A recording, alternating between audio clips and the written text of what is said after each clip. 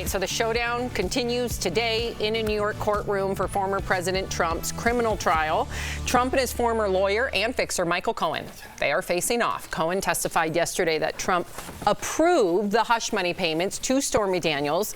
He also testified today that Trump knew and agreed to the plan to reimburse him for those payments, all as part of an attempt to influence the election on behalf of Trump. Cohen is now facing cross-examination by Trump's defense, and they are expected to grill him about his credibility and prior conviction for perjury and other crimes. Now, after court yesterday, here's what Trump had to say. Got no evidence, and I'm innocent. This is a political witch hunt, and nobody's ever seen anything like it. And here to talk to us all about the testimony and what it could mean for Trump, we got friend of the show and veteran trial attorney Mark Eiglar. Yes, Mark.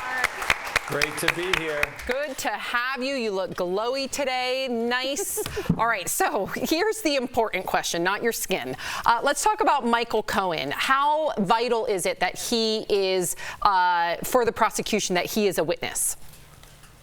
Colossal. I mean, he's everything. Absent his testimony, there is no criminal case. We've heard nothing but innocuous behavior, paying porn stars, paying different people off. That's been done for years, not just by Trump, by many celebrities. But the difference is Cohen provides instead of I falsified records, we falsified records. So he's playing the pronoun game. And with that, they possibly have a case. So how do you think his testimony is being received by the jury? It's a great question, Erica. No one knows. I mean, no one knows what's in the mind of each juror. But there's really two camps.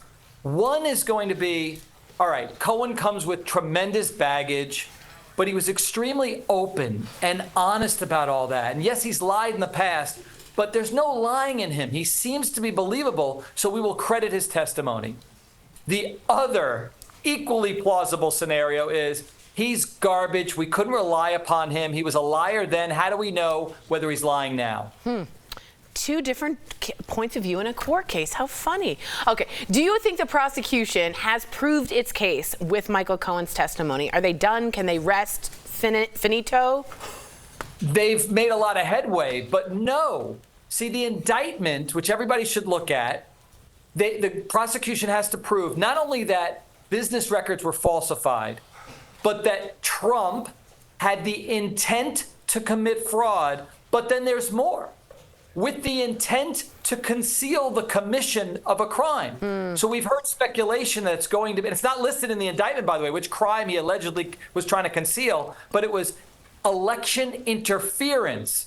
All the defense has to say it was election influence, and that's what all politicians do. How is this election interference? That part has not been proven yet.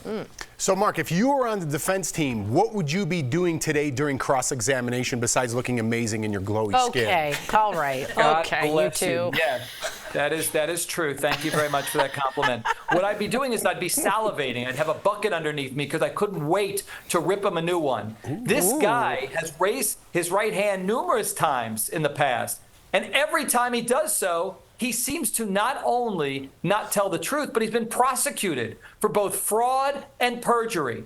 And I would tell these jurors through my cross-examination, it's impossible to discern whether he's being truthful about this.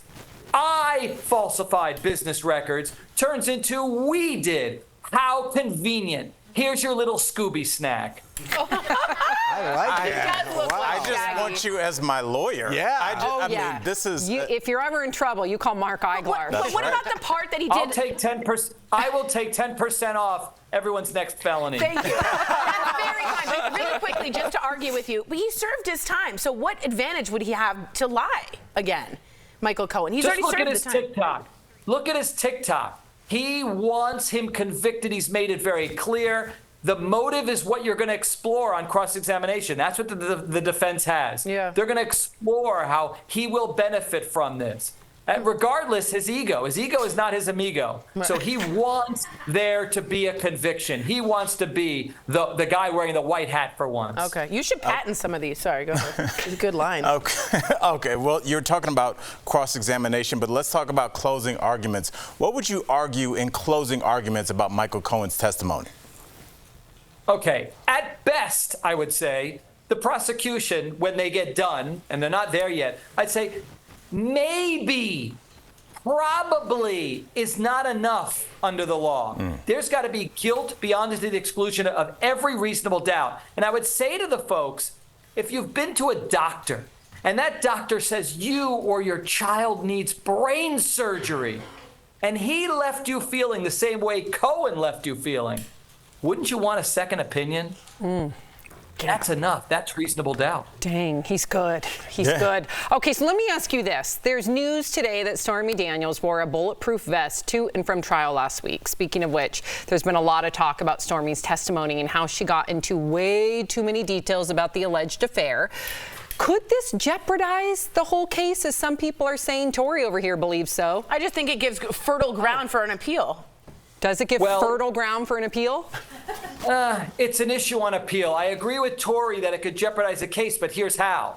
You get a defense lawyer like me to stand up in there and say, look what they did. Look how desperate they were. Stormy Daniels gets up there and paints a picture of the former leader of the free world in his boxers, posing on a bed, about to commit an extramarital affair with a porn star. How does that happen in a fraud trial?